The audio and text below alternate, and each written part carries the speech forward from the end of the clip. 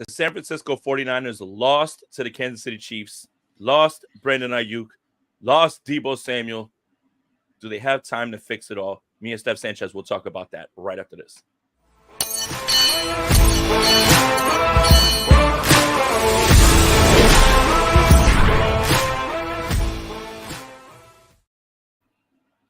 I'm Jason Aponte. That's Steph Sanchez. This is the Bully Ball Podcast on the Gold Standard Podcast Network.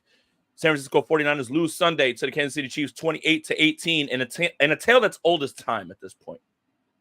And again, it's not a rivalry. Mm-hmm. The 49ers are getting their ass beat.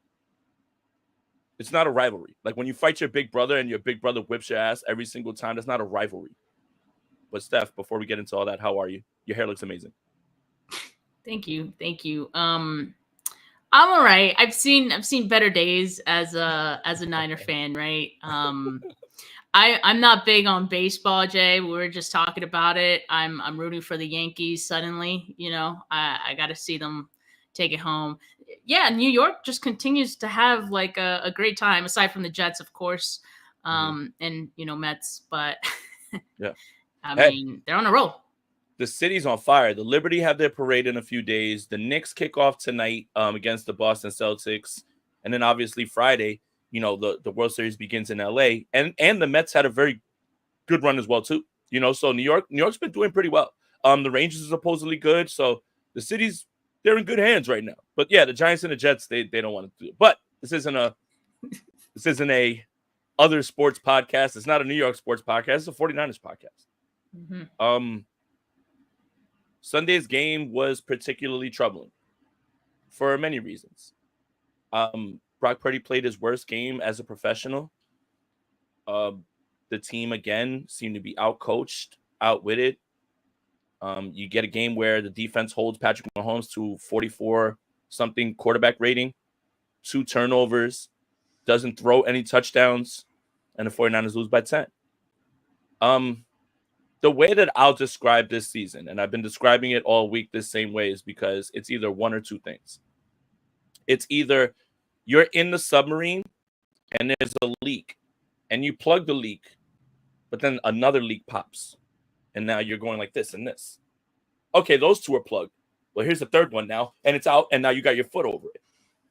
Or it's the car that you've owned for many years. You've done some amazing things. You went on spectacular dates. You've gone on road trips. You've had nothing but good times. But now you got a little money in your pocket. The check engine light comes on.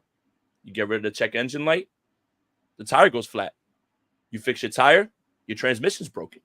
You see what I'm getting at here, Steph? This is 2024 San Francisco 49ers football as I see it right now. Usually, Jay, you hit the nail on the head with those analogies, but I'm going to disagree with you on that one. I missed this one? Because what have the 49ers fixed? Well, all right. What have they fixed? What I mean by that is... Because they won a game. They haven't figured out how to... No. All right. So what I mean, and I should explain it better. In one game, the offense plays well, and then the defense doesn't. And then the special teams is just trash. In this game, the defense plays well. And then the offense is awful. So that's what I mean, plugging up holes. Okay, all right. Yeah, like it's in one game you get one phase figured out, and you say, okay, that's good, but then the other phase completely fails. But that's not figuring it out. Like if you can't be consistent, that's my thing. And that is the tale of this season's San Francisco 49ers, because like everything that they could fix still hasn't been fixed. They're inconsistent. Everything that has been good hasn't been consistently good. And that is why they're where they're at right now. And some things have been consistently just flat out bad, right? Special teams, yes. That's like the main thing that's been bad this whole time. But I'd also say like offense, the red zone offense continues to be terrible, I believe, in like red zone scoring rate. They're 27th. Kansas City got on top of them over the weekend there, thanks to the Niners. And then, I don't know, there's just still so many issues with this team. And now you add on the fact that, they're hurting. There's so many injuries. I was like flabbergasted by the 49ers injury report from Kyle Shanahan yesterday, because it was just blow after blow. It's one thing to lose Brandon Aiyuk for the season, and that's big, right? Like, that's already huge, him being out for the year. Then we hear that Deebo Samuel's in the hospital with pneumonia. Then we hear George Kittle has an ankle sprain. Chris Conley's hurt. Jauan Jennings might not play in week 8. Give me a break. Like, man, Lord, stop giving me your toughest battles. And he's like, how are you still alive? Right. That's where we're at right now with the 49ers. And I get it, Jay. We do this like every year, right? It's like, well, they've gone through worse. We could do it again. This one feels different. This one feels just a little different. It's given 2020.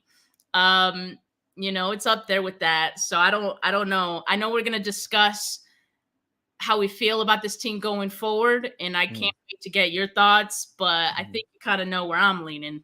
Right. No, and this isn't hyperbole. Sunday's game against the Dallas Cowboys is the season. After that, if you can't walk away with a win on Sunday, a bye week's not going to do anything. And what's the worst part is watching this game is, even with all the things that you were talking about, no Deebo, no Aiyuk, they still weren't a Deebo or an Aiyuk away in this game, or Christian McCaffrey. I don't think any of those guys would have helped that team win that game. And primarily, that has to be based on the quarterback play. Brock Purdy flat out was not good. Keith Murphy, thank you for the donation. He says, yes, we can turn it around, but give me a high draft. Are they even good with first-round draft picks? We're going to find out real soon. Ricky Pearsall is back, so let's see. But that was Brock Purdy's worst game, right? I understand. Weapons not being there, I get it completely, 100%. And you're also going up against a very good defense. But the things you could have controlled, the things that were in your power to control, you didn't control. And the throws were erratic, almost from the jump. That like as soon as the game started, I'm like, who is that? When you have to look at the screen while a pass is being thrown and it falls incomplete, and you ask, who was that intended for? Most likely is not a really good pass. So yes, look, you don't got to get off the Brock Purdy ship, but Brock Purdy did not play well. That was his worst game as a professional, hands down. I don't even think it's really close, and I don't think that Brandon Aiyuk and Deebo Samuel and all those guys being around would have changed much. Now let's think about this too, and let's take it a step further. We talk about the play calling, and at times I don't like it. I still hate the we need 1 yard, let's run the football out of shotgun 4 yards back. Yeah, I hate that. I hate that. Kyle Shanahan, I hate that. Write that down. I hate that. Don't do that again. I hate that. But Kyle dials up 2 touchdowns on deep shots. And Brock underthrew both of them. See what I mean about when something works, right? The play call's good. Execution doesn't get it done. And then after the Cowing plays, another interception. See what I mean about, like, okay, we got this figured out. Here, I got a play that's going to design for a touchdown. No, not a touchdown. It's a long completion. And then you end up with a turnover. Again, a day late, $1 short. One thing up, the other thing down. If it's play calling, then it's execution. If it's execution, then if it's the execution of it and it's not in his play calling, it's up and down. This has to be a touchdown. He has so much separation. The ball has to be out in front. He doesn't have to go back for it. The same thing with Jacob Cowan. Jacob Cowan looked like he was fielding a punt on the play. And it's both of these were touchdowns. Those are touchdowns. Those are touchdowns. They don't really put it right there, like where it's obviously those guys get paid too, and the pass rush and everything. That's an NFL throw you got to make with that much separation. And again, we're just talking about Sunday's game. We're not talking about going forward. A lot of people want to jump on and say, I can't believe you're going to pay this guy. I can't do this. Relax. But this game right here is just like those 2 plays right there encapsulate what's going on with the offense, because those were perfect play calls. Those are touchdowns. And then when they don't go that way, and then you end up with nothing, because that interception on the other side of the field that Brock threw before the one with Cowing was absolutely gross, was insanely gross. And whether you think Ronnie Bell ran the wrong route or you think, does it make you feel better that a red zone interception can be docked to a wide receiver? Because it doesn't make me feel better. I don't care who it's on. Is it on Ronnie Bell? Is it on Brock? It's on the 49ers. It's an interception in the red zone. I don't feel better when you assign blame to one person for an interception. You know why? Because it's poor execution, however you slice it. So if it makes you feel better that you think that Ronnie Bell ran the wrong route, spoiler alert, Kyle Shanahan and Brock said he didn't. If it makes you feel better that you want to, call it on the wide receiver and it makes you feel better, fine. Doesn't make me feel better because the interception is an interception no matter how you slice it and who it's on. Just a bad game from Brock, Steph. I'm sorry. I mean, for sure, it was a bad game from Brock. And you said it was maybe the worst of his career so far. I feel like we've said that already this year, so that's not good. I mean, and from the execution standpoint, right? Yeah, clearly the 49ers have a problem with executing this season. And when I think about that, though, I'm like, at what point are we going to say like that falls on coaching, right? Like it always does. And that's another conversation we have to have. And the thing with that conversation is like, I feel like we always got to tread lightly with it. Cause it's like, if we say something bad about Kyle, we suddenly get lumped into, well, who would we rather have than Kyle Shanahan? Who gives us a best chance? I don't know. I'm not saying fire him. I am just saying that Kyle Shanahan is responsible for this team. And when this team underperforms, I am looking at him. We should all be looking at him. If you aren't yet and you're deflecting and you're looking at other issues that aren't really the main root cause here, which would be Kyle Shanahan, then like, what are we doing? Because that's what we got to be doing at this point, right? And I think what's so frustrating to me about this season is that going into it, we were sold on the idea that this was going to be some last window, some last dance kind of thing, right? That was last season. I'm sorry. You're not going to sell me on that idea again. And people still trying to sell me on that idea right now. Oh, well, the NFC is weak. I get it. Like the NFC, there's some teams that are hurting right now. The Bucks yesterday, oh boy, they're 4-2, but like that who could knows get a what lot teams worse. are going to look like? Who knows what teams exactly. It's going to be it's going to be the walking wounded, basically the way that this is going. So yes, that is true, right?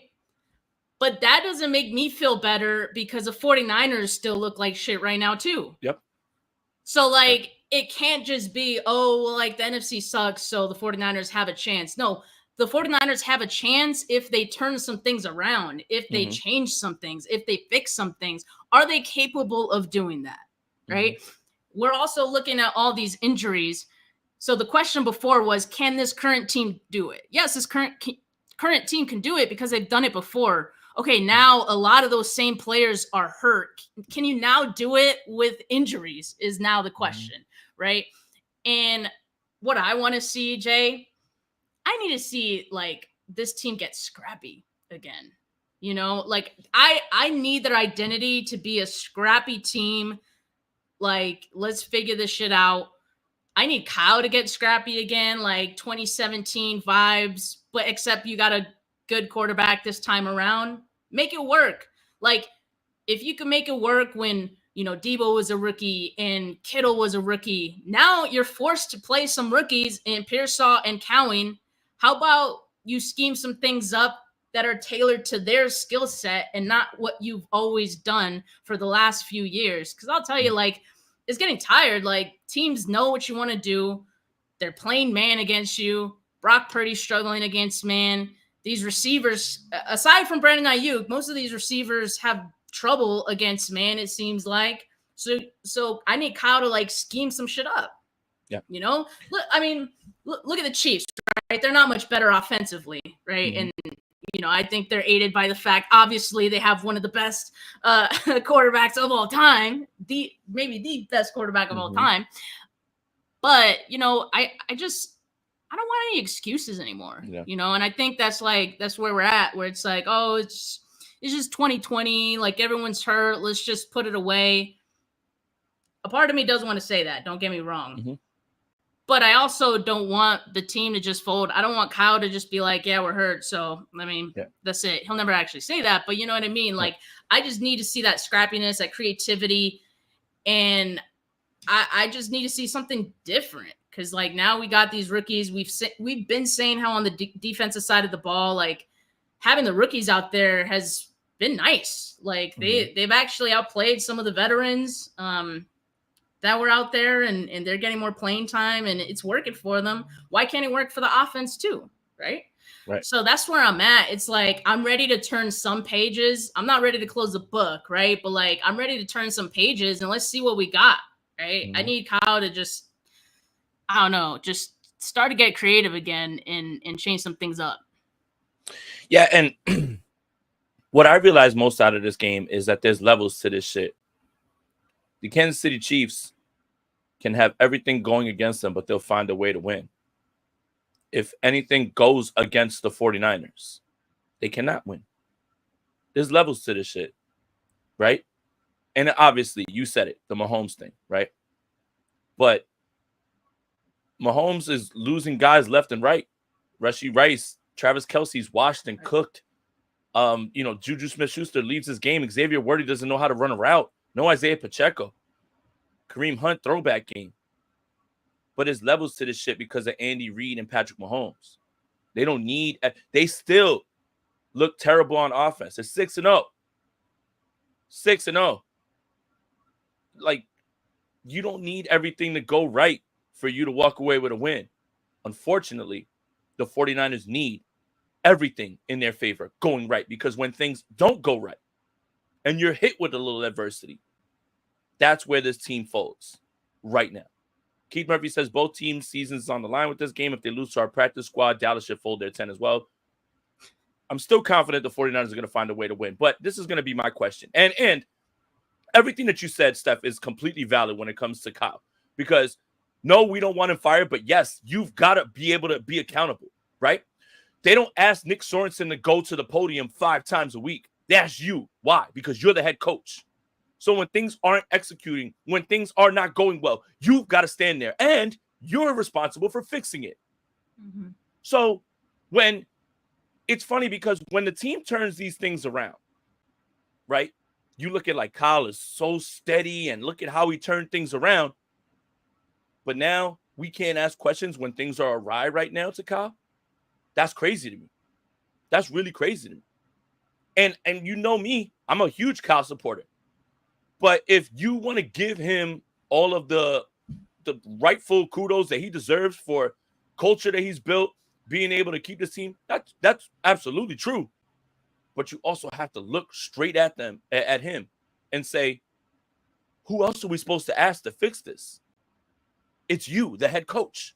When the team wins, you get everything. When the team loses, you get everything. That's what the head coach is. Same thing with the starting quarterback. But right now, let's play devil's advocate. Sunday, no Jauan Jennings, no Deebo Samuel, obviously no Brandon Aiyuk. Your starting receivers, Ricky Pearsall, Jacob Cowing, Ronnie Bell. When you look at this, it's obvious that whatever's going on with Deebo, I'm not going to speculate on that because I feel like people have already embarrassed themselves with the way that they spoke about Deebo Samuel. So, if you're one of those people, I'm not going to call you out because I don't know who you are, but you know who you are. You embarrassed yourself. Brandon Aiyuk played in 50 of 51 possible games the last 3 years. The only game that he missed was Week 18 against the Rams because it was a rest game. Now out for the season with a Navarro Bowman injury, which means he'll come back. He'll come back. But at what level? That's a question we have to ask. And I hate to say it. I hope you heal up, man. But when you hear all that, it felt like every report after with Aiyuk was worse and worse. ACL, MCL, and now more. Now, Jauan Jennings might not play in this game. Would John Lynch explore the wide receiver market? And there's levels to the wide receiver market as well, too. You kind of just need guys who can play. You don't need super studs, right? What I mean is you're down to your last 4 receivers. Possibly it won't be for long term. I'm not going to speculate on what's going on with Deebo. But I've got a few names. Deontay Johnson from Carolina is an X receiver who can get himself open. Darius Slayton is somebody who might be able to be out there as well, too. And then Dante Whitner today talked about DeAndre Hopkins. Steph, do you explore the wide receiver room not to replace anyone, but to make yourself more solid because you're running out of guys? Well, everyone wants to see Pearsall and Cowan play. Oh, they'll play. Yeah, like don't worry about that. Play. Oh, they're gonna play. I think you're starting 4 receivers. You got like 4 guys they can run routes. That's crazy. People more worried about Ronnie Bell being out there than I think Cowan and Pearsall. I love it. Look, why trade for a wide receiver we drafted 1 in the 1st and the 4th? You did. Yep. They're gonna be the only ones playing soon. Don't you need more wide receivers? Don't you need more than 3? Because what are we down to? You about to see Trent Taylor active for No, we're not. No, the fuck we're not. No, we're not. Keith Murphy says, hey, you're gonna like it, pal. I am not gonna. I'm gonna hate watch. Another thing I noticed is Spags was so bad as the head coach. Reed gets to keep him. Do you guys think turnover at the coaching is hurting our building? Hurt us? I don't think so. I think defensively it has. Like last season, yes, absolutely, right? Like you got to bring someone else in. That person you bring in, doesn't cut it. One can argue, had there been better defensive coaching, maybe 49ers could win the Super Bowl. I don't know. One can make that argument. I'm just saying. But anyway, to like, I guess piggyback on your question, Jay, on should the 49ers trade for a receiver?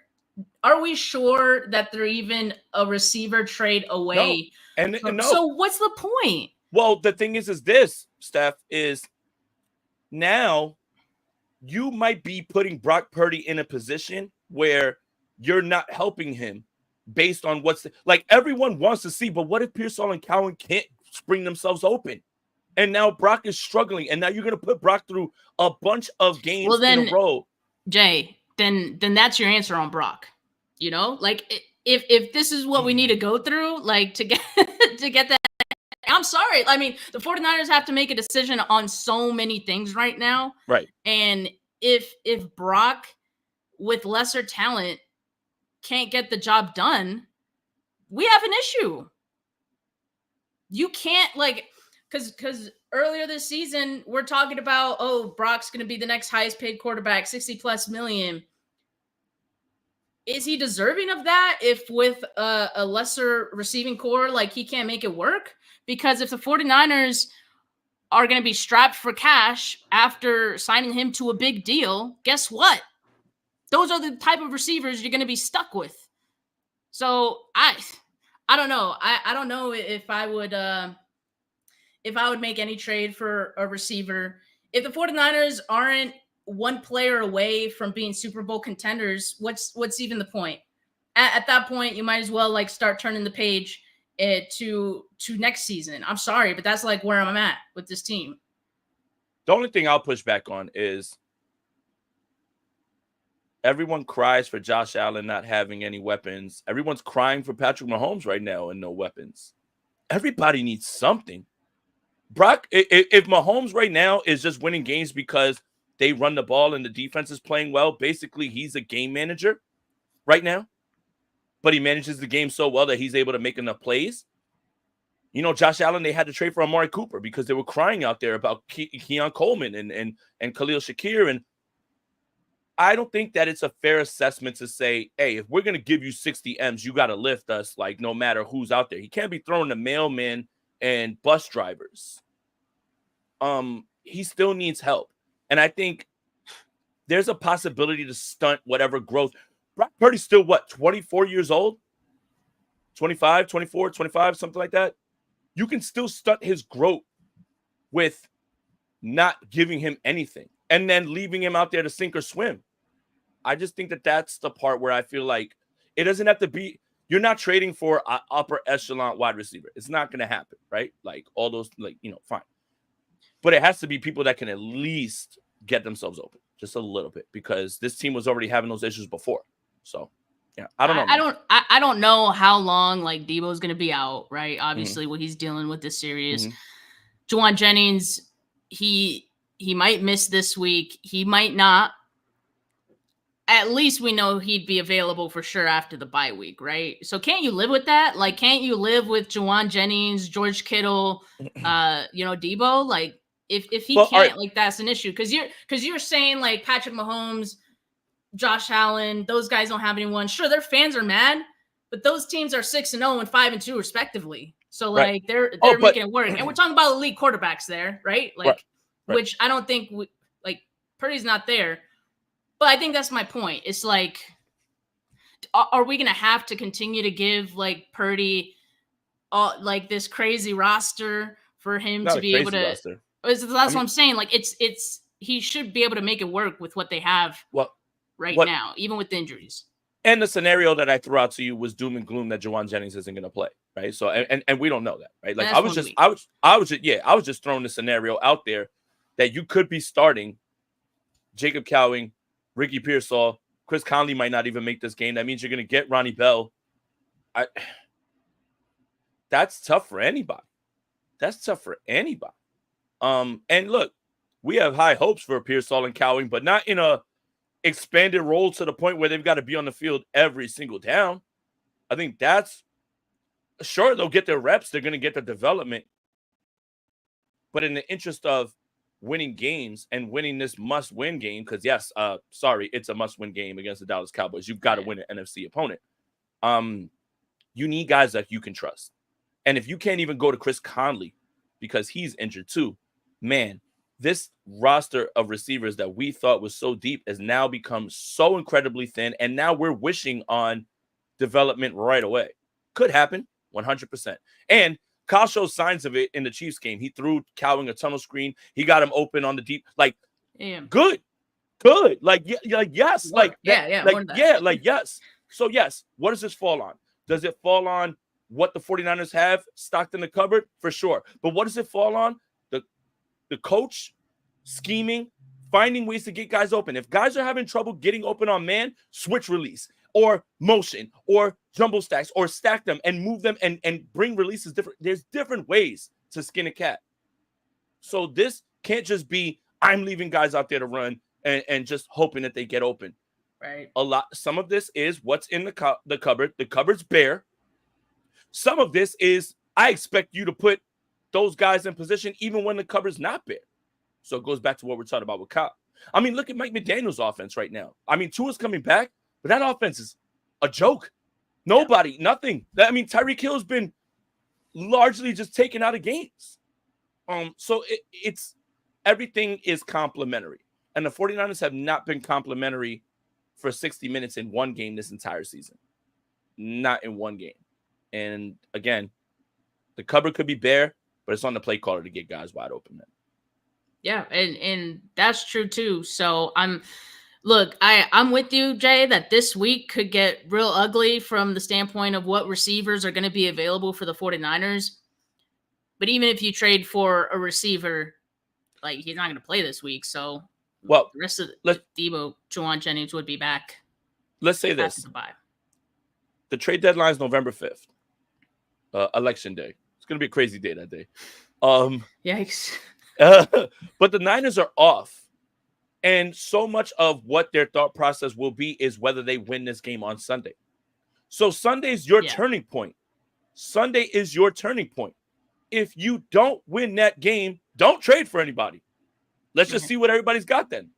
If you win that game and you feel like we have a chance to get Greenlaw, McCaffrey back, possibly Feliciano to get into the offensive line, and we can add someone else, that's the decision they have to make. And that's what the bye week will be. I'm fine with that. Fine with that. I think, I think we've been saying it for a couple of weeks now, right? Like these next couple of weeks, not just for the Niners, but for every team that's kind of like, fringing right now. These next couple of weeks are your information gathering period of, okay, should we be buyers or sellers? Or what are we going to do? What are we going to trade for? Just a week ago or so, we were talking about the 49ers traded for like defensive players. Now, I don't even see that being a need, really, right? That's crazy to say.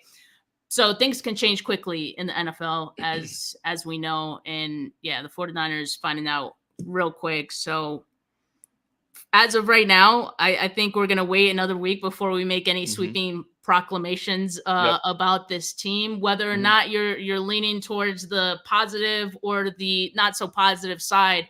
I think, that is the way to go. And that's how the 49ers are going to play it. But man, I mean, they're down bad. They're down bad, Jay. I don't even know how else to say it. And yeah, I think that's when it has to fall on Kyle the most, because it's like, okay, we really need you now. Like, we really need you now to get some things going. Things have to improve, like just from the granular level. Red zone trips, third down, still atrocious on third downs. Like you have to find a way to make it work. And yeah, it could get better after the bye week with some of those guys coming back. One question I've seen, right? We're talking about Christian McCaffrey being back after the bye week. If the 49ers lose that game against the Cowboys, do you even like bring him back at all? Like, why would you, right? If you kind of feel like the season is lost at that point, why would you risk Christian McCaffrey? The unthinkable, right? We don't even want to mention it, but we know it could get real ugly for him too. So, like, is that even worth the risk? We got to go on the vibes, right? Like let's say there's a world, right? Let's say there's this world, right, where the San Francisco 49ers go in on Sunday and they do what they normally do with the Dallas Cowboys and blitz them and run them out the building, as they usually do at Levi's, right? Regardless of the personnel who's there, let's say. Then you have your bye week. And now you're facing a Tampa Bay team that possibly could be without Mike Evans. Chris Godwin's out for the year. That's done, you know. Now you're looking at their situation.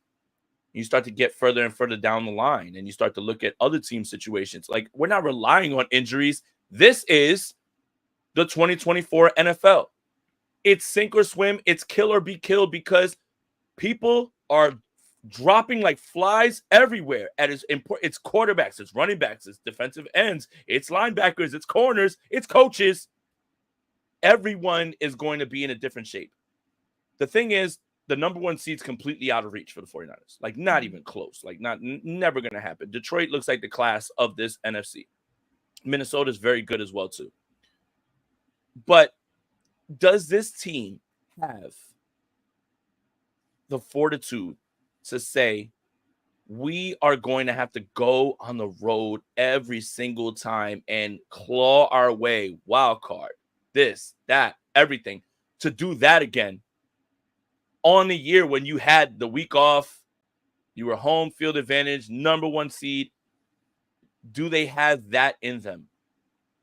I would say they do, but I'm not betting on that, because that is a tall order. And there's a lot of things right now going on with this team that just feel like you hear certain people say the right things about, well, it's a long season, and we've been here before, and you can hear the defeat in some other people's voices. So that's the part, is the 49ers' path now to not only making the playoffs is just you're going to have to beat a bunch of playoff teams like the entire rest of the way. And you're going to have those annoying divisional games also that are going to pop up. Hello, Seattle. Hello, Rams. Like, it doesn't matter. Like, those games are going to be annoying as well, too. But the path now is not only you having to basically win almost every game in the regular season and then having to do it again in the postseason. Yeah, man. It's possible, but I don't feel great about that. That's what I am saying. So that's what I'm saying. Like, I know that we're like, we got to wait and see, but I think we know what's ahead is so much tougher than what they've gone through in the past, given the injuries, given the schedule. That I'll just say this. It's like, we know this team has to be Super Bowl or bust, right? Like, that's where this team needs to be. So if you're not competing for a Super Bowl, which quite frankly, this team does not look like a Super Bowl contending team, it's putting it lightly, then like what's the point? I mean, yeah, you could still win the division. Like the 49ers could do that. Yeah. I don't care. I don't care. I don't care. We've done that before. We do not care. I have, like, this team needs to have bigger goals than just winning the division, right? Like, we can't just try our best and be okay with winning the division. Like, yes, that's still in the realm of possibility, sure, but that's not going to make me feel any better about this team. So my thing is, you're either competing for a Super Bowl or you need to tear some things down. That's where I'm at. That's where I'm at. Because if you're in between and you're still fighting for that in between, oh, we could be a wild card team. Oh, like we can get eliminated in divisional round. Woohoo. Like if that's what you're fighting for, all you're doing is hurting your future. That's all you're doing. So like that's where I'm at with this team. And I'm Steph, I'm sorry. I'm not laughing at your take. I'm laughing because you made me laugh. Like legit. Like I don't care if we win the division. I still think the 49ers are going to be in the NFC playoffs. Given the landscape. That's cool. I know. So look, all right. This is a moment for 49er fans, one way or another. In the back of your mind, you have to feel like, yeah, we know the 49ers are going to make the playoffs. But are you the 49er fan who says we're one and done making the playoffs? Or we are the team that nobody wants to play and we're at it? Like this right here, this moment, this team, this season has literally put people in a bind of relying on history, which is a good indicator of the future, to give them hopium, or doom and gloom. I don't see it. I can't see it. That's the difference. And I think the reason that 49er fans feel like this is last season was a dream season. Dream. Literally, you just lost 3 games in the middle of the season. And you literally rolled everybody. And then you have 2 straight comeback victories in the postseason before you get to the Super Bowl. And you're like, this is it. Like, we're good here. And then you lose that game, and then you realize you have to try to do it all again. And you realize that the circumstances could have never been better than they were last season. Everyone knows that. It's not some grand proclamation. But this right here is the turning point. We said, hey, gut punch, they got to wake up. All right. Gut punch, kick in the groin, punch in the back of the head. That's what that game felt like. And this is where you are now. How do you respond? And we're going to find out. Hopium versus copium. Hopium and copium, 100%. If you're not beating KC and Baltimore, rebuild to beat them. I don't know if anybody's going to beat Baltimore. My goodness, Lamar Jackson's playing the best football of his career somehow, and he's already won 2 MVPs. So oh, my God. The man has learned how to pre-diagnose defenses now, move people to the right spot. Oh, dear. Oh, dear. Oh, dear. He's a cheat code. Well, Jason, if history has taught us anything at all, it's everything comes to an end. That historical fact is longer than the Niners' 5-year run. Corey's not wrong. He's not wrong. What is it? Smile? Smile because it happened, not smile because it's over. The Sabrina Carpenter song. That's gonna be the 2024 motto. I thought the 2024 motto was all right, man. Because every time something pops up, I'm just like, all right, man. Like what else now? Yeah, you brought that out a few times. Yeah, all right. It's like, what else? What else is there? All right, man's back is tired of carrying this season because it's literally everything's all right, man. All right, man. All right, man.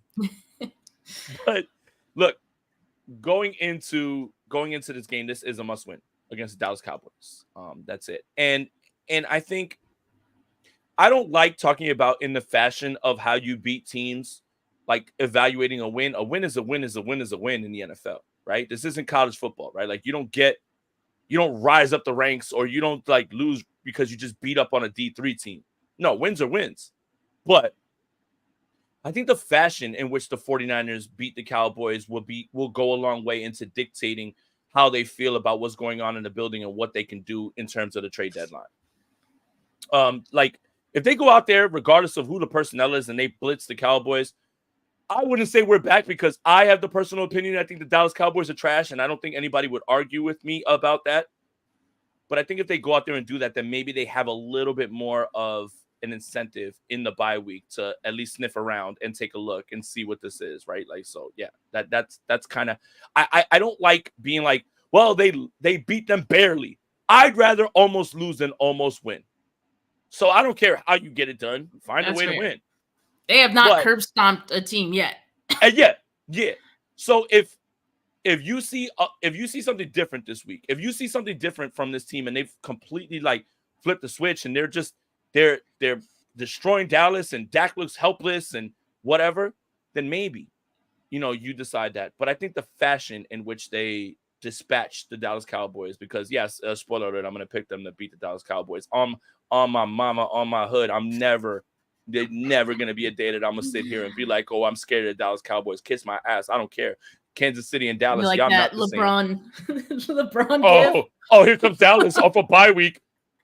Mike McCarthy off a bye week. Come on. But if they dispatch them in the right way, then that'll dictate, I think, a lot of what they think about when they go forward. I'm predicting that they'll beat the Cowboys too, because much like the 49ers are owned by the Chiefs, the 49ers do own the Cowboys. So even with both teams hurting, I think the 49ers always have the edge against the Cowboys. They got some real issues if they can't get over the Cowboys, I'll tell you that. But Jay, my thing is, I don't know if I'm using this game as a measuring stick for this team because, one, I'm expecting them to win.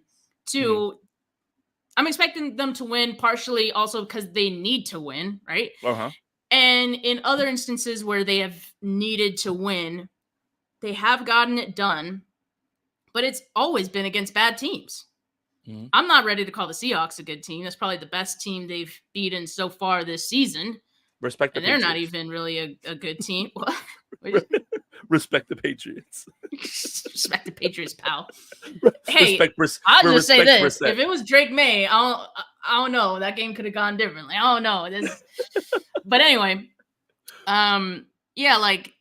so my opinion on this team isn't going to move very much by this Cowboys game, whether they curb stomp them or not. Uh-huh. Because I need to stop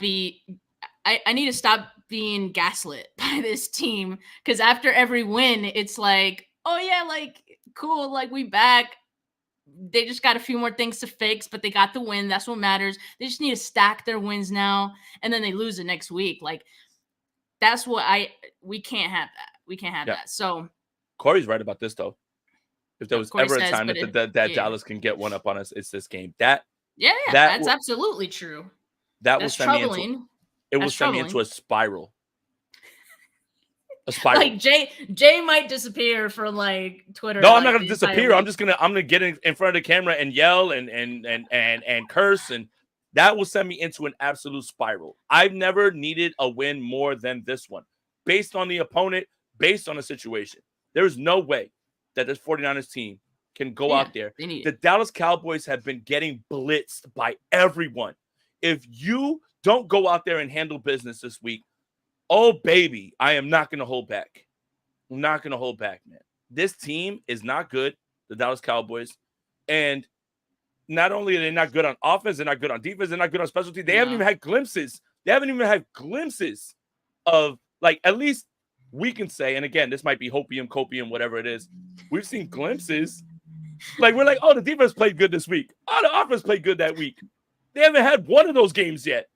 That's what I'm saying. If they lose that game somehow, we got bigger problems. But I'm not ready to, again, make any proclamations about the 49ers if they win that game. They need to get it done. It's no, if they win, we're so back. Steph, stop it. That's all we need to do, right? Every season, It's we just need to play the Cowboys. If we get the Cowboys, we get our get-right game. We smash them on Sunday Night Football, and then we're just plan the parade, baby. We're so back. Look. Regardless of how this season goes, I need this game. I need this game. Yeah. We need this game. There's no way that iteration of the Dallas Cowboys team, regardless of the personnel that you're about to throw out there, you have to win this game. This is must win, all on the line, everything, whatever it is. And it doesn't matter the personnel either. I don't want to hear it. They're down Brandon Cooks. They're down Lawrence. Micah Parsons is trying to play in this game. Fine. He hasn't really done things in those games. Trevon Diggs is back. Fine. But that defense looks largely inept, and they've been getting their ass beat by everybody and anybody. The New Orleans Saints went in there and dropped 40 on them, and they haven't been able to, obviously Derek Carr's hurt, but they weren't able to do anything with that after. The Lions are good. They whip their ass. But every time the Dallas Cowboys get lined up against somebody, they get boat raced. So now you have to look at yourself, and we've talked about this, because the Rams and the Cardinals, they're missing all these people. That's fine. Those are divisional opponents that are always going to be annoying based on personnel. This one is a team that very similar to how the Kansas City Chiefs own the 49ers, the San Francisco 49ers own the Dallas Cowboys, and they have to continue that. You have to find a way, even if things are not going right, to win this game, because you own them. If you don't, then you don't own them the way that the Chiefs own us. And I'm sure the 49ers, once again, will be getting questions about this being a must-win game and all that. And I don't want to hear go for it. It's not technically a must-win game, so don't really like to say that. But Kyle did the same thing. John Lynch did the same thing. I don't care. It's a must-win game because you won't make the playoffs at all. You'll be sitting on your damn couch. That's why we say it's a must-win game, because if you lose this one, you're in deep shit. Not because you might go home. You will stay home. That's why we call it a must-win game. Yeah. So, all right. So let me do Kyle. All right. Well, every game is, we prepare the same. We put the game plan together, but it's not one thing over the other. You don't want to overcomplicate things. You set the game plan and you go for it, and that's what it is. We have a lot of confidence in the guys in that locker room, and we've been here before, and again, I think it just boils down to execution, and it's less about that than it is anything. But I wouldn't call it a must-win game. I would say that we just have to get back to playing 49ers football. Oh my God! I don't want to hear it. Yeah. That sounds like a hedge. In case they lose, it's I want them to grab the mic and be like, "I'm fucking freaking out, man. I am not having a good time at all. Actually, I don't care what happened. I don't feel good right now." Say that. I would be like, you know what? That's real. That's honest. We really need a Kyle and Nick segment to this show going forward. Yeah, no, we do. Yeah. And I gotta refine my Kyle. I've got the tone, but I don't have the cadence. That's what I don't have the cadence. Yeah.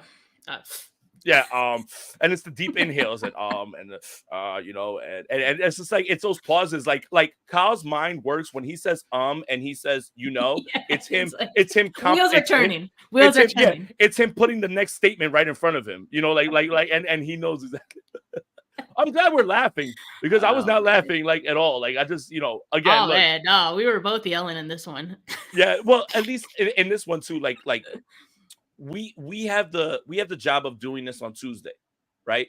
So we are on the cusp of having to review the game and then turning the page, because so we're talking about what this game needs to be on Sunday, but we're still sitting here talking about Sunday's game because it's still Tuesday.